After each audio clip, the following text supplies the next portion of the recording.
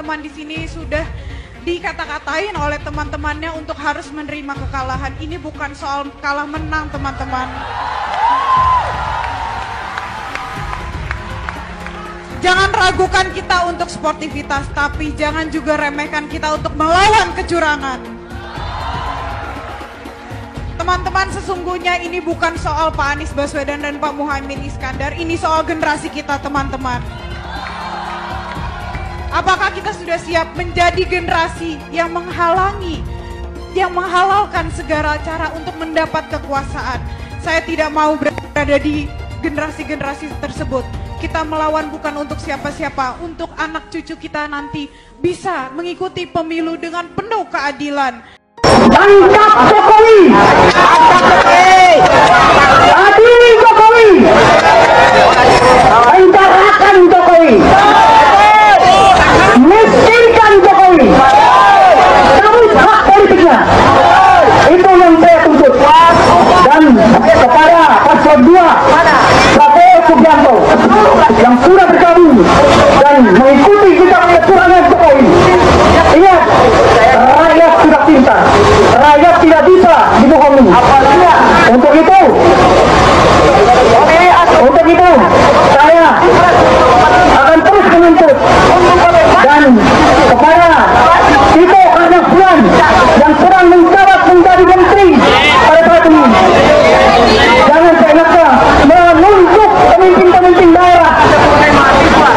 Hanya itu yang ingin saya sampaikan. Jadi setiap akan diperiksa itu ada hambatan politis, psikologis, karena selalu dituding ingin menjegal Anies.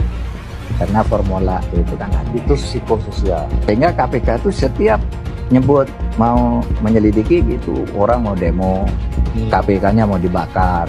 Kalau ini ya untuk menjegal gitu. Sehingga ya gamang. Apakah kasus korupsinya ada indikasinya kuat? Laporan BPK. Laporan BPK itu menyimpulkan Formula E tidak boleh dibiayai oleh APBN maupun APBD. Firm itu ya? Firm, karena menurut undang-undang yang boleh dibiayai oleh APBN, APBD itu undang-undang olahraga tertentu yang disukai rakyat secara masif. Nah, lalu disebut yang masif itu apa? Sepak bola, voli, bulu tangkis, sirkuit itu tidak ada. Nah, lalu BPK minta ini supaya didalami, ada indikasi tidak benar. Nah, setiap ini mau didalami, ribut, katanya mau menjegal Anies gitu. Sehingga sekarang ya kalau pertimbangan politisnya begitu, saya bilang silakan aja KPK. Tapi kalau Anda tanya ke saya, bukan bahkan saya ya, KPK itu bukan. Kalau Anda tanya ke saya, Anda pedulikan itu tegakkan. Ngomongin koalisi perubahan, koalisinya Abah Anies emang nggak pernah ada habisnya. Koalisi perubahan ini solid banget, tapi bukan solid dukung Abah Anies ya, tapi solid untuk merubah. Bulan Februari aja belum selesai, tapi Nasdem sama PKB bau-baunya mau ninggalin Abah Anies nih. Kemarin Pak Surya Paloh ketemu Pak Jokowi di istana, terus PKB santer banget kabarnya bakal gabung koalisi pemerintah. Ini mah karma is real guys. Pas debat kemarin, Abah Anies nuduh Pak Prabowo nggak kuat jadi oposisi. Ini partai koalisinya belum apa-apa udah mau nyebrang aja ke kubu yang menang. Untuk Abah Profesor Anies Rashid Baswedan, sebelum nasehatin Pak Prabowo, tolong nasehatin partai koalisi Abah Anies dulu ya. Udah, gitu aja lah. Aduh, mohon maaf. Hello, kubu 02. Saya sebutin aja deh, si Gibran dan Pak Wowo. Makan gratisnya makan yang apa dulu dong? Minum susu basi. Makan gratis makanan apa dulu? Aduh deh, aduh ya Allah. Zaman gini kok makan gratis. Hai, jangan mau dibodoh-bodohin dengan bocah kencur.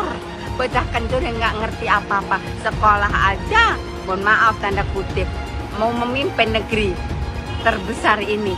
Hai rakyat, sadar kalian. Jangan cuma dimakan gratis. Hello, sadar kalian, cerdas. No. Nggak setuju? Tidak setuju. Makan gratis nggak setuju. Makan gratis kami masih sanggup. Namanya kami makan, kami hidup. Kalau kalian setuju dengan makan gratis, karena hidup kalian berarti tergantung oleh kubu 02. Berarti kalian bodoh. Bodoh. Mantap. Bodoh. Oke Bu. Oke, jangan. Ibunya semangat banget nih guys. Bu, Allah bilang apa? Qatiluhum, lawan mereka. Betul, kita harus revolusi. Allah yang bilang, yu'adzibumullah, Allah yang akan mengazab mereka. Tapi kita harus turun yang banyak. Turun 2 juta orang. Semua nanti tanggal berapa kita rame-rame turun. Ini perintah Allah. Karena mereka sudah zalim, mereka sudah jahat, maka Allah perintah qatiluhum, yu'adzibumullah biaidikum. Allah akan hancurkan mereka, tapi lewat tangan kita. Tangan kita ngapain? Turun ke bawah, kita ikut sama-sama. Ya Rab, aku hadir. Hadir seluruhnya. Umat Islam, umat-umat yang beriman harus hadir nanti tatkala ada kita akan mengadakan turun ke jalan. Jangan cuma 100.000, 2 juta orang harus turun. Seluruh Indonesia serukan untuk mereka datang. Bahwa ini perintah Allah dan kita laksanakan sami'na wa ata'na. Seharusnya pemilu diulang sampai Anies menang. Rakyat sudah cerdas, sudah pintar, ya, tidak mau dibodohi lagi oleh order-order atau pecundang-pecundang pengkhianat-pengkhianat bangsa yang merongrong rakyat Indonesia, yang menghancurkan kedaulatan Indonesia. Kami merasa dicurangi. Saya tetap melawan. Saya akan turunkan pasukan-pasukan, bahkan rakyat Indonesia saya serukan semuanya harus turun di jalan. Kampung KPU, kampung KPU, kampung KPU. Takbir, takbir, takbir. Bismillahirrahmanirrahim. Bismillahirrahmanirrahim. Bismillahirrahmanirrahim. Sekarang pemilu Pilpres sudah selesai. Sudah tiba waktunya Anda untuk segera mengundurkan diri. Karena tidak elok dilihat Anda memakai mobil dan fasilitas mewah sebagai menteri, karena Anda ditunjuk oleh Jokowi sebagai menteri, tapi Anda terang-terangan melawan beliau berhaluan politik, berbeda haluan politik. Mundurlah sebagai menteri baik-baik agar Anda terhormat. Ada teman-teman kita yang ditawarin. Yang ditawarin. Jadi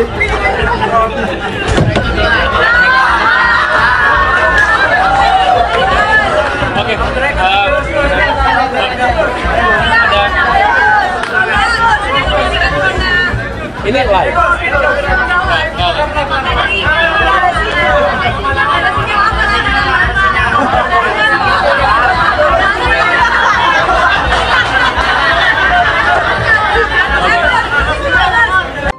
Ya tetap aja, tapi datamu itu ngawur. Bilang angin nggak punya KTP segala. Saya yang malu. Haduh, Nies. Itu saya berusaha kalem aja Pak buat ngeles. Kesalahan masa lalu kamu itu kebanyakan sih. Saya juga merasa dibohongin nih sama si Mimin. Di awal, dia janjiin banyak banget hal. Sampai maunya jadi ketua. Tapi malah zong. Pak, kesalahan itu saya sudah tutup-tutupin. Kalau soal Cak Mimin, saya juga sebenarnya capek Pak. Coba minta mulutnya diem aja. Percuma saya angkat wakil kalau nggak ada gunanya. Makin kelihatan kan kerenan Ngap Gibran? Iya bener Pak. Oke. Yang tersangka setelah Pilpres ini namanya Anies Baswedan dan Muhaimin. Mas Anies pernah terkait dengan dengan kasus Formula E, kemudian Mas Ganjar terkait dengan iktp, kemudian Pak Gus Muhaimin terkait dengan kasus yang lain, dan mereka pernah dipanggil KPK. Nah kemudian dia jelaskan karena ada proses kasus itu, bisa jadi pasca Pilpres ada yang jadi tersangka. Itu pendapat seorang Fahri Hamzah. Kalau ada proses yang kemarin misalnya tertahan karena kan berdasarkan kebijakan penegak hukum terhadap para calon termasuk para caleg itu dihentikan. Ya, orang yang sudah diperiksa ya dihentikan ketika dapat status sebagai caleg atau capres atau cawapres. Bapak bilang kalau internet itu tidak dikorupsi, itu sebenarnya sudah jadi. Nah pertanyaannya, yang korupsi BTS itu adalah Partai Nasdem. Terus yang diatasi oleh Kemenhan Pertanian dikorupsi siapa? Yassin Limpo dari Nasdem. yang mengusung dari paslon nomor 1. Mereka menyalahkan Kemenhan yang mengambil alih pertanian, padahal yang salah DPR yang menjadi apa? Dikorupsinya pertanian. Harus kita tahu itu, ya. Jangan selalu sebar hoak-hoak yang tidak benar. Kita mengetahui bahwa paslon nomor 1 memang teoritis nampak bagus dan indah, kata-katanya dan lain sebagainya. Tetapi kita tahu di DKI OKOC tidak berjalan. DP rumah susun 0 rupiah, tapi nyatanya apa? Reklamasi nolak ternyata juga dilaksanakan. Pertanyaannya, apakah bisa dipertanggungjawabkan masalah 40 kota setara Jakarta, sedangkan Pak Anies saja gagal mengurus Jakarta? Anies Baswedan, ya Nis ya, denger nih. Sebaiknya kau itu jangan terlalu banyak ngomong, jangan terlalu banyak menyindir-nyindir orang, jangan terlalu selalu melihat kesalahan-kesalahan orang, seolah kau yang udah paling benar. Kau semakin kau banyak ngomong, omongan kau itu blunder. Kau sendiri gak ngerti apa yang kau omongin. Sekarang A, besok berubah B. Sebaiknya kau tunjukkan kinerja kau aja, prestasi kau aja apa. Walaupun kau udah jadi gubernur gagal di DKI 5 tahun, nah jangan kau bikin juga gagal Indonesia ini. Ya, manusia yang terlalu banyak ngomong seperti kau itu adalah ciri-ciri manusia munafik. Manusia munafik sangat dibenci oleh Allah Subhanahu wa taala. Apabila berjanji dia ingkar dan berkata dia dusta. Ya, orang yang banyak bicara biasanya tidak bisa bekerja. Paham itu ya Anies Baswedan? Tapi dalam kenyataannya Pak, ketika Bapak memimpin di Kementerian Pertahanan, banyak orang dalam pengadaan alutsista, PT Teknologi Militer Indonesia, Indonesia Defense Security, lalu orang dalam pengelolaan food estate, lalu ada kejadian-kejadian di mana kita semua menyaksikan ketika ada pelanggaran etika dan Bapak tetap jalan terus dengan cawapres yang melanggar etika. Artinya ada kompromi atas standar etika. Standar etika ini fakta. Dan kemudian dalam pidato Bapak mengolok-olok tentang pentingnya etika. Saya tidak tega untuk mengulanginya. Pertanyaannya, apa penjelasan Pak Prabowo soal itu semua? Saya menilai, maaf ya, karena Anda desak saya terus terang aja saya menilai Anda tidak pantas bicara soal etik. Itu saja. Saya merasa bahwa Anda itu posturing ya, Anda tuh menyesatkan. Itu aja ya. Saya boleh berpendapat kan? Saya menilai Anda tidak berhak bicara soal etik karena Anda memberi contoh yang tidak baik soal etik. Terima kasih. Fenomena ordal ini menyebalkan. Di seluruh Indonesia kita menghadapi fenomena ordal. Ada ordal di mana-mana yang membuat meritokratik nggak berjalan, yang membuat etika luntur. Dan ketika fenomena ordal itu bukan hanya di masyarakat, tapi di proses yang paling puncak terjadi ordal, maka rakyat kebanyakan, dan ini saya rasakan beberapa waktu yang lalu, beberapa orang guru berjumpa dengan saya dan mereka mengatakan, Pak, di tempat kami pengangkatan guru-guru itu mendasarkan ordal. Kalau tidak ada ordal, nggak bisa jadi guru, nggak bisa diangkat. Lalu apa jawabannya? Atasan saya bilang, wong yang di Jakarta aja pakai ordal, kenapa kita di bawah tidak boleh pakai ordal? Kalau berbicara ordal, lupa waktu jadi gubernur.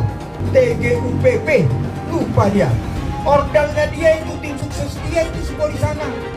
Jadi Anies itu banyak yang dia omongin, padahal dia melakukan hal yang dia pertanyakan. Mas Anies. Mas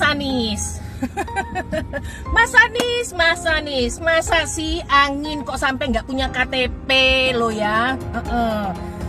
Angin keluar, angin masuk, angin keluar, masuk angin dodo ya. Angin puting beliung, wes, angin-anginan, itu kok semua bisanya nggak punya KTP itu loh ya. Angin dari Jakarta ke Lampung ke Sumatera ke Jawa itu ya, kok bisanya liar begitu. Sama seperti air hujan ya, air hujan itu yang banjir itu bukan banjir ya, itu air parkir ya, air yang parkir Mas Anies. Mau mau punya pemimpin yang seperti itu, ya, mau punya pemimpin yang seperti itu, dikiranya rakyat ini bodoh semua kali ya. Air hujan jatuh ke bumi, nggak boleh masuk gorong-gorong. Yang banjir itu bukan banjir, itu parkir, Mas Anies, Mas Anies. Mas Anies pernah jadi gubernur 5 tahun di DKI. DKI menerima indeks polusi tertinggi di dunia. Bagaimana dengan anggaran 80T, Pak Anies sebagai gubernur tidak dapat berbuat sesuatu yang berarti untuk mengurangi polusi. Terima kasih. Polusi udara tak punya KTP, angin tak ada KTP-nya. Angin itu bergerak dari sana sini. Ketika polutan yang muncul dari pembangkit listrik tenaga uap mengalir ke Jakarta, maka Jakarta punya indikator, karena itu Jakarta mengatakan ada polusi udara. Ya susah kalau kita menyalahkan angin dari mana saja, ya. Kalau kita dengan gampang menyalahkan angin, hujan dan sebagainya, ya mungkin tidak perlu ada pemerintahan kalau begitu, ya. Mas Anies, Mas Anies.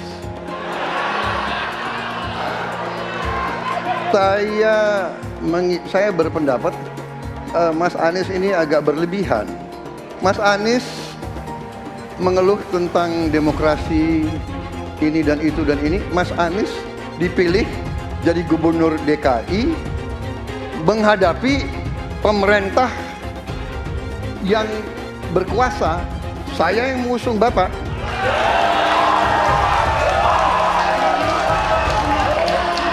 Kalau demokrasi kita tidak berjalan, tidak mungkin Anda jadi gubernur.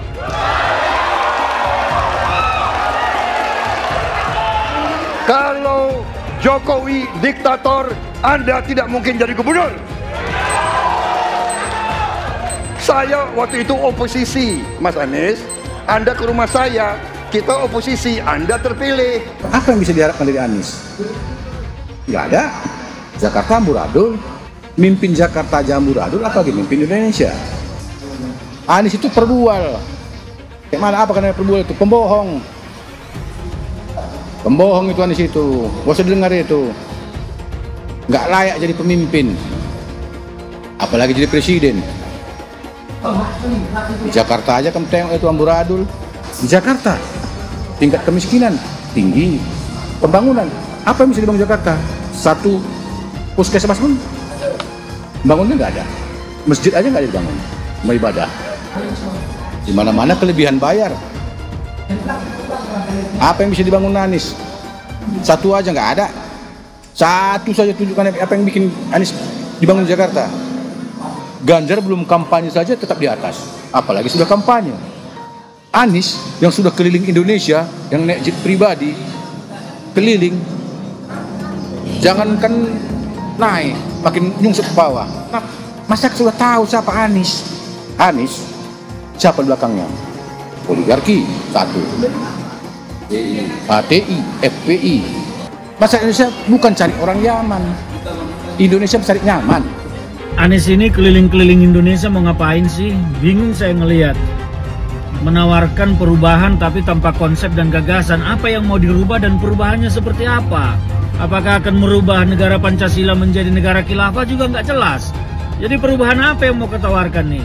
Jadi jangan berharap dapat lotre lah nih tiba-tiba jadi presiden Indonesia. Nggak, Indonesia ini terlalu luas, terlalu besar. Jangan bermimpi lah. Bicara ke sana ke sini keliling Indonesia seolah-olah paham dan mengerti masalah negara. Lawang jadi gubernur aja 5 tahun kamu nggak ngerti masalah Jakarta. Apa yang kamu lakukan dengan Jakarta? Nggak ada nih, nggak ada. Masalah Jakarta segitu banyak tak satu pun yang selesai. Yang ada malah kerusakan bertambah. Anies hendak jadi presiden, hendak mengadakan perubahan. Perubahan apa nak kau buat? Nak kau balik Indonesia ini telontang jadi telangkup. Yang sudah maju dipandang mata dunia, hendak kau manakan lagi? Apa yang makanya kalau nak baca itu pidato tuh, hendak merubah Indonesia, sebutkan apa yang hendak dirubah. Jangan kata rubah ado, tapi yang hendak dirubah tak ado. Serupa dengan rekam jejak. Lihat rekam jejak. Apa rekam jejak kau di Jakarta? Apa yang kau juga di Jakarta? Bukan yang ada kalau Joko di Jakarta kau bilang rekam jejak, sekarang pidato dulu rekam jejak saja. Gaya orang nanggung kau bodoh-bodoh saja, orang nak pidato kau pembodoh-bodohan. Kau anggap orang Indonesia ini bodoh semua, yang pintar orang Yaman. Nantau kau Yaman kalian nantau. Bila ingin melihat apa yang akan dilakukan seseorang ke depan, maka lihatlah rekam jejaknya. Karena rekam jejaknya adalah prediktor terbaik untuk masa depan. Saya mensyukuri kenapa kalah, kenapa ditahan. Saya bersyukur atas itu semua. Saya coba bayangkan ya, kalau seandainya waktu itu kita menang gitu ya, hari ini belum tentu kita bisa nikmati seperti ini. Kita bersyukur 5 tahun Tuhan izinkan kasih ke orang yang pintar ngomong untuk kerja. Coba kalau kita bayangkan gitu ya, kalau kemarin saya masih jadi gubernur, ini saya udah turun ini. Tapi yang pintar ngomong itu dikira orang hebat kan? Ini lebih berbahaya tahun 2024. Langsung ketahuan karakternya. Langsung ketahuan itu. Di saya juga ada kutipan Pak di kamar saya Pak. Tulisannya, Jakarta telah mengambil keputusan yang fatal. Jangan sampai bapak politik identitas justru menang dengan cara menipu umat Kristen. Jadi kalau sekarang umat Kristen mendukung Anies, mereka akan membayar mahal kerelaannya untuk menukar iman hanya untuk kepentingan sesaat. Kita tahu Anies lahir dari apa? Politik identitas. Yang dia dulu melabeli kafir semuanya kepada yang non-muslim. Saya mintalah kepada muslim yang waras dan kepada kelompok minoritas. Janganlah Anda memilih pemimpin yang berkarakter seperti Anies. Elektabilitasnya Anies merosot ya seiring mulai terkuaknya kontroversi dari kepemimpinan Anies di Jakarta. Gen Z juga tahu kalau Anies adalah sosok yang didukung kelompok intoleran yang membuat Pilgub DKI 2017 menjadi sangat kotor. Politik identitas yang mengarah ke perpecahan seperti yang dikeluarkan pendukungnya Anies, yaitu Kadrun bin Kamret. Kafir lah, laknat lah, PKI lah, ya cuman itu doang kemampuannya. Itulah pendukung Anies. Jangan pernah takut melawan Kadrun yang cuma pengen Indonesia hancur. Presiden kita ini memecah belah umat. Kalau punya jejak pernah memecah belah umat, jangan dipilih. Kita lihat apakah pemimpin kita, calon pemimpin kita ini ya pernah menggunakan agama sebagai alat untuk memenangkan kepentingannya atau tidak. Kalau agama diperalat untuk merebut kekuasaan, jangan dipilih. Sekali lagi, kalau ada calon pemimpin yang punya rekam jejak memperalat agama untuk kepentingan politiknya, jangan dipilih. Bapak politik identitas Indonesia Anies Baswedan, Bapak intoleransi Indonesia Anies Baswedan, jangan lupakan, jangan terlena, jangan sampai dia pecahkan kita dengan dagangan ayat dan mayatnya. Air itu turun dari langit, turunnya ke atap rumah langsung sumur bor, bukan ke sungai dan ke laut. Saya ingatkan, jangan ada lagi politik identitas. Jangan ada lagi politisasi agama. Penjajahan di depan mata itu di Jakarta. Kita semua pribumi ditindas, kini saatnya kita menjadi tuan rumah di negeri sendiri. Saya bilang, Nis, ente nggak bisa jadi presiden. Kenapa? Karena presiden adalah orang Indonesia asli, saya bilang. Mas Anies, ibunya Arab, bapaknya Arab, kakeknya Arab. Mas Anies nikah dengan keturunan Arab. Menantu Mas Anies, anak Mas Anies nikahnya dengan Arab lagi. Jadi Mas Anies kalau merepresentasikan Indonesia agak kurang ke Indonesianya. Mungkin 3% Indonesia aja yang bisa direpresentasikan oleh Mas Anies. DKI yang kita harapkan, Anies Baswedan yang begitu jelas Islamnya, 4 tahun 8 bulan jadi gubernur. Mana peraturan pergub saja yang melarang miras? Mana perda Islam apalagi? Yang akhirnya tidak berani juga menegakkan hukum Islam. Banjir tetap banjir, macet tetap macet, kriminalitas Jakarta. Anda tahu, 2 menit sekali terjadi pencurian. Sekarang orang sedang euforia, dia mau dicapreskan. Bagaimana umat terjebak lagi, bodoh lagi, masuk lagi. Kalau misalnya memang Anies itu mau maju dan dia tekad mau menegakkan hukum Islam dan menyatakan perlawanan, saya penuh. Tapi dia tidak lakukan itu. Jangan hanya konsentrasi pada pembangunan benda-benda mati yang indah difoto dan bisa ditunjukkan dalam 5 tahun hasilnya. Kalau kita mau menilai sebuah janji, maka lihat janjinya atau lihat kenyataannya. dulu janjinya apa ya? Dan ini aneh, betul-betul aneh. Ini bukan kampanye, tapi saya sampaikan sini. Di satu sisi menyiapkan jalur-jalur air untuk dikirim ke laut, di sisi lain di lautnya dipasang dengan pulau reklamasi, tinggal tunggu waktu jadi rob, air balik. Dan ini melawan sunnatullah. Kenapa? Air itu turun dari langit ke bumi, bukan ke laut. Harusnya dimasukkan ke dalam bumi, masukkan tanah. Di seluruh dunia air jatuh itu dimasukkan ke tanah, bukan dialirkan pakai gorong-gorong raksasa ke laut. Jakarta telah mengambil keputusan yang fatal. Bukan banjir, itu memang parkir air.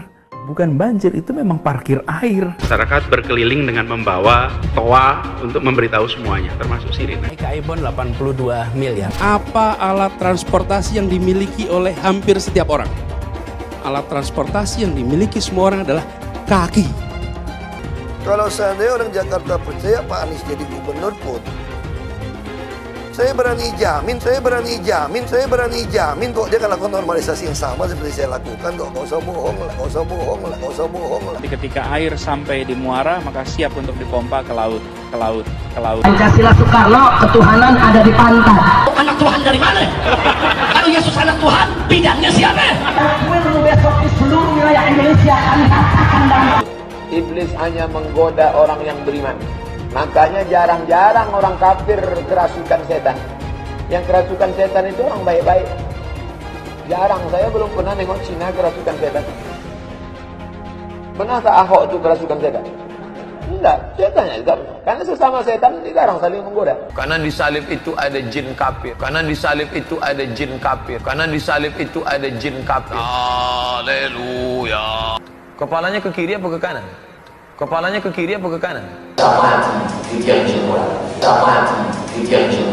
Tetap percaya salib itu lambang mulia, bukan jin.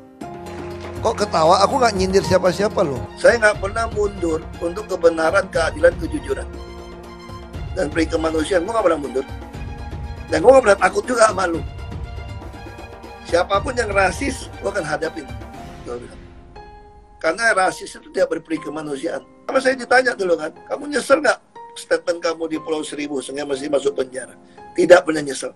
Karena saya mengatakan kebenaran. Hai semua, dengan saya Jonas Leong. Terima kasih banyak buat kalian penonton setia yang selalu menonton di channel ini. Saya secara personal sangat menghargai waktu kalian. Dan saya sudah menganggap kalian sebagai family karena kalian selalu support di channel ini. Bagi kalian yang selalu menuliskan opini kalian di kolom komen, saya baca komen kalian satu persatu. Saya baca komen kalian untuk mengetahui opini kalian, tanggapan kalian, dan masukan kalian sangat berguna untuk video selanjutnya. Terima kasih banyak buat kalian yang selalu menekan tombol like di awal video. Video seperti ini membutuhkan waktu dan juga research. Dan ini semua gratis untuk kalian. Jadi pastikan kalian menekan tombol like-nya, supaya saya mengetahui kalian menyukai konten yang saya bagikan. Dari hasil quick count, perkiraan hasil akhir sudah mulai tampak. Buat 5 tahun ke depan, PDI Perjuangan masih akan mempunyai nilai tukar tertinggi, sekitar 16 sampai dengan 18% suara di DPR RI. Di urutan kedua ada Partai Golkar dengan 14 sampai dengan 16% suara. Dan partainya Pak Prabowo, yakni Partai Gerindra, dia sudah dikunci oleh Pak Jokowi buat berada di posisi ketiga saja. Gagal jadi jawara Pileg 2024. Dari angka-angka tersebut, tampak Ibu Mega tidak seleluasa dulu lagi. Nilai tukar yang dipegangnya sudah berkurang dan relatif mampu diimbangi oleh partai-partai 5 besar. Sementara Pak Prabowo, walaupun dia bakal jadi presiden, tapi posisinya di parlemen tidaklah dominan. Dia perlu membangun koalisi yang solid untuk menjaga program-programnya bisa mendapatkan dukungan DPR dan berjalan dengan mulus. Di posisi keempat ada Caimin dan PKB-nya, Partai Kebangkitan Bangsa. Dia ini mengantongi nilai tukar antara 10 sampai dengan 12% suara. Dan di urutan kelima ada Partai Nasdemnya Pak Surya Paloh dengan nilai tukar antara 9 sampai 11% suara. Sekarang pertarungan ada di tangan 5 tokoh utama dalam percaturan politik nasional. Ibu Mega, Pak Jokowi, Pak Prabowo, Caimin, dan Pak Surya Paloh. Di sini kabarnya posisi Caimin agak goyah karena mulai muncul gerakan pengambil alihan PKB oleh kubu yang didukung oleh Pak Jokowi. Lalu pertanyaannya kini, di antara 5 pemain utama tersebut, di antara Ibu Mega, Pak Jokowi yang memegang Partai Golkar, Pak Prabowo, Caimin, dan Pak Surya Paloh, siapa yang bakal bergabung dengan siapa? Dan siapa saja yang bakal jadi lawan mereka? Gerakan ini masih terkait dengan rencana Pak Jokowi membangun koalisi permanen 3 partai, yakni Golkar, PKB, dan PAN. Tapi tentu saja berbekal sukses menaikkan suara PKB di Pileg kali ini, Caimin nggak bakalan dengan mudah untuk disingkirkan. Kita perlu melihat sejauh mana nantinya kubu Pak Jokowi ini mampu menyerang dan merebut PKB dari tangan Caimin. Peta politik ke depan diyakini bakalan diwarnai persaingan diam-diam di antara Pak Jokowi dan Pak Prabowo. Mereka bakal berebut pengaruh dalam menjalankan pemerintahan dan pastinya di benak mereka sudah terbayang pertarungan buat pemilu 2029 juga. Buat 5 tahun mendatang. Sejak sekarang mereka sudah harus pasang kuda-kuda. Maka kita perlu melihat bagaimana ke depannya. Kemana Ibu Mega, Caimin, dan Pak Surya Paloh mengarahkan dukungannya. Buat sementara waktu, kita bisa anggap Caimin kokoh di posisinya sebagai Ketua Umum PKB. Dan dia sekarang sudah menjadi pemain utama di percaturan politik nasional. Dia sudah bisa lebih sejajar dengan Ibu Mega, Pak Jokowi, Pak Prabowo, dan Pak Surya Paloh. Dia bukan anak bawang lagi. Kalau formasi Gerindra Demokrat terbentuk mendukung Pak Prabowo, suara mereka kira-kira 21% suara. Sementara itu, formasi Golkar, PKB, dan PAN di kubu Pak Jokowi bakal mengantongi sekitar 33% suara. Dengan formasi seperti ini, posisi Pak Jokowi jelas sangat kuat buat mengunci Pak Prabowo. Di luar kelima partai utama, 2 partai pendukung tampak sudah lebih jelas posisinya. PAN ada di kubu Pak Jokowi, dan Partai Demokrat lebih condong ke Pak Prabowo yang sesama tentara. Sementara itu, Partai Persatuan Pembangunan dengan modal hanya 4% suara, mungkin peran mereka kurang signifikan. Yang bisa kita yakini sekarang, Pak Prabowo dan keluarganya bersama-sama para pendukungnya, mereka pastinya nggak mau Pak Prabowo cuma jadi presiden boneka yang dikendalikan dari belakang oleh Pak Jokowi. Makanya sekarang ini, Pak Prabowo pasti sedang mati-matian membangun koalisinya sendiri. Mungkin langkahnya termasuk mengamankan PKB dan tentu saja terus berusaha membujuk PDI Perjuangan buat masuk ke pemerintahan. Makanya nih, dengan melihat konfigurasi seperti ini, kita bisa paham mengapa sekarang ini Pak Jokowi tidak terlalu peduli kalau PDI Perjuangan ada di posisi sebagai oposisi. Sementara Pak Prabowo sangat mengharapkan PDIP ini masuk juga ke koalisi pemerintah untuk menjadi penyeimbang. Terakhir, tampaknya nih, di tengah deru persaingan yang semakin meningkat, Pak Jokowi ingin sedikit meredam ketegangan. Pak Jokowi pun memberikan hadiah istimewa kepada Pak Prabowo. Pak Prabowo dijadikan jenderal penuh. Padahal semua orang tahu kalau dulunya Pak Prabowo ini dipecat dari ketentaraan akibat menculik para aktivis pro-demokrasi. Dalam semua permainan catur politik ini, Pak Jokowi benar-benar mengangkangi demokrasi. Langkah catur Pak Jokowi ini mungkin bisa sedikit meredam sepak terjang Pak Prabowo agar tetap dalam kendalinya. Tapi, sebagaimana langkah-langkah Pak Jokowi sebelumnya, pilihan ini benar-benar sebuah penghinaan terhadap demokrasi di negara kita. Ini benar-benar penghinaan terhadap para korban dan keluarga korban tragedi 1998. Lalu, bagaimana dengan PKS, Partai Keadilan Sejahtera? Dalam posisi suara yang relatif merata ini, pastinya sekitar 8% suara mereka punya arti yang penting. Mereka jauh lebih penting dibandingkan P3, Partai Persatuan Pembangunan, yang kalaupun lolos ke Senayan, mereka cuma mendapatkan 4% suara. Kemungkinan satu-satunya yang menggunakan politik identitas adalah hanya Anies Baswedan. Pertanyaan itu lantas saja menimbulkan amarah di kubu Anies, salah satunya dari kelompok khilafah. Orang kepercayaan Anies menyatakan politik identitas adalah framing yang selalu dibangun untuk menyudutkan, padahal selama kepemimpinan Anies Baswedan sebagai gubernur tidak sekalipun Anies membeda-bedakan warga berdasarkan agama dan ras. Buat saya, apakah benar menyebut politik identitas itu adalah sekedar framing untuk menyudutkan Anies? Saya akan membantah pernyataan itu. Kubu Anies terus berusaha mengaburkan makna politik identitas. Mereka berulang kali bilang bahwa identitas adalah hal yang alamiah dalam kehidupan manusia. Jadi apa salahnya dengan menonjolkan identitas keislaman seorang calon presiden? Tapi saya yakin Anies tahu yang dimaksud dengan politik identitas adalah politik yang menggunakan agama sebagai alasan mengapa seorang kandidat harus dipilih atau mengapa seorang kandidat jangan dipilih. Politik identitas ini sangat berbahaya. Politik identitas membuat masyarakat menjadi tidak rasional dalam berpolitik. Yang menjadi faktor utama dalam politik identitas adalah agama. Seorang kandidat akan dipilih karena agamanya, terlepas dari apakah dia melakukan korupsi atau melakukan pelanggaran HAM. Ketika politik identitas digunakan, maka ini akan berpotensi konflik, karena usai pemilihan konflik itu akan terus berlangsung dalam waktu yang lama. Masalahnya, ada alasan yang cukup kuat untuk menduga bahwa Anies sangat mungkin menggunakan politik identitas, yang memang dikatakan normal ketika menjabat sebagai gubernur DKI. Dalam proses menjadi gubernur, kubu Anies jelas-jelas menggunakan agama sebagai alasan untuk menjatuhkan Ahok. Anies jelas-jelas menggunakan agama sebagai alasan untuk menjatuhkan Ahok, sampai akhirnya Ahok dipenjara. Jadi ada track record sebelumnya bahwa Anies bisa menggunakan politik identitas untuk mencapai tujuannya.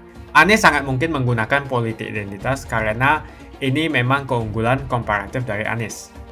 Dia mungkin saja seorang doktor dari Amerika Serikat, tapi rekam jejak kepemimpinannya sangat tidak bagus. Dia gagal sebagai rektor Paramadina, gagal sebagai menteri, dan gagal sebagai gubernur. Jadi agama digunakan untuk membangun dukungan terhadap Anies. Itu saja opini saya. Pastikan Anda menekan like di video ini dan bagikan video ini ke teman dan family Anda supaya mereka mengetahui informasi ini. Jangan lupa tekan tombol subscribe dan bunyikan tombol loncengnya supaya kamu tidak ketinggalan info dari channel Jonas Leong. Dan saya akan jumpa kalian di video selanjutnya.